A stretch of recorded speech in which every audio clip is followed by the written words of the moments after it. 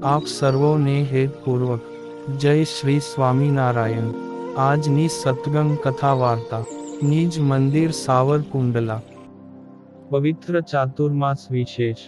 આજની સત્સંગ કથા વાર્તામાં આપણે ચરિત્ર કથા અંતર્ગત ગામ ગઢપુરમાં ભાદરવા સુદ ગણેશ ચોથના દિવસે ઘટેલી ઘટનાની પ્રસંગ વાર્તા સાંભળશું।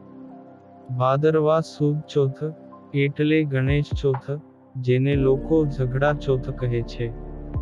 તે દિવસે ગઢપુરમાં શ્રીજી મહારાજ સાંજના સમયે ચોકમાં બિરાજમાન હતા। તે વખતે શ્રી હરિ ચંદ્રમા સામું જોઈને ભટ્ટજીને કહે છે કે આજે ચંદ્રને જુએ તો કલંક લાગે ખરું ને?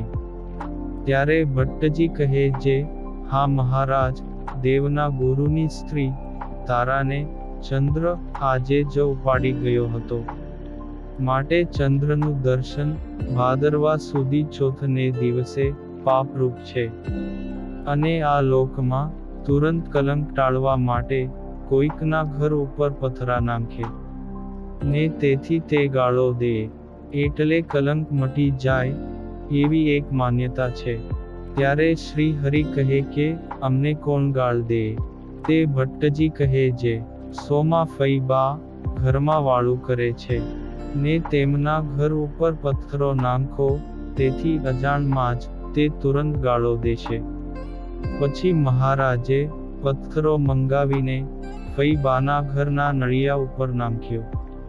ત્યારે ફઈબા બોલ્યા જે, કોના હાથે વાળા નીકળ્યા છે? તે મારો રોયો, મારો પીટ્યો, તારા છાજિયા લઉં, તારું નખો જાય।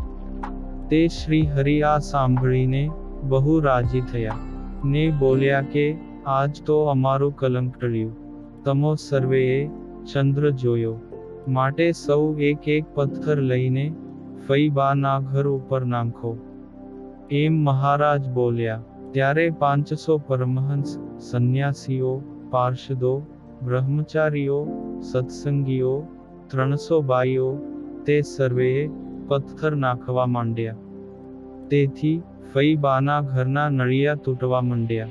ત્યારે ફઈબા ઘરથી બહાર નીકળી ગયા ને શ્રી હરિ કહે જે, પથ્થર નાખવાનું કહ્યું હતું, પણ એમના ઘરનું માંડણ તોડી નાખવું, એવું ક્યાં કીધું હતું? એમ વાત કરતા કરતા શ્રી હરિ કહે કે હવે બસ, આની તો હવે રહેવું જ નથી। એમ રિસાઈને હરજી ઠક્કરને ઘેર રાત રહ્યા। એ વાત જાણીને દાદા ખાચર તો તુરંત જ મહારાજને મનાવવા ગયા અને પોતાને ઉતારે પધારવા માટે વિનંતી કરી। અમને સોમાં ફઈબાએ ગાળો દીધી છે, માટે જો ફઈબા તેડવા આવે તો આવીએ, એમ મહારાજે કહ્યું। ત્યારે ફઈબા મહારાજને તેડવા આવ્યા।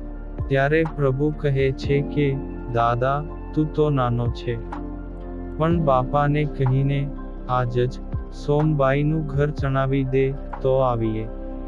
ત્યારે દાદા ખાચર કહે જે, ચાલો પ્રભુ, બાપુ ના નહીં પાડે ને હું કહીશ તેમ જ કરશે।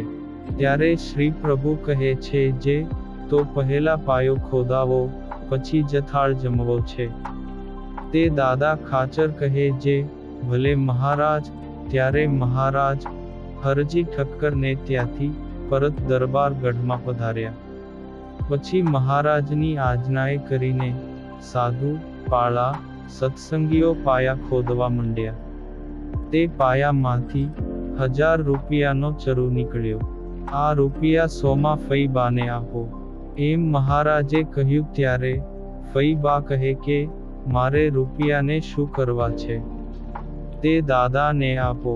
ત્યારે દાદા ખાચરે કહ્યું કે ફઈબાનો પૈસો મારે ન જોઈએ, તેમાંથી તો સાધુને જમાડો।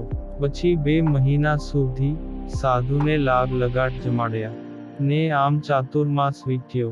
આમ શ્રીજી મહારાજે એમ કલંકનું નિમિત્ત કરીને ફઈબાનું મકાન નવું થયું ને રૂપિયા 1000 નીકળ્યા।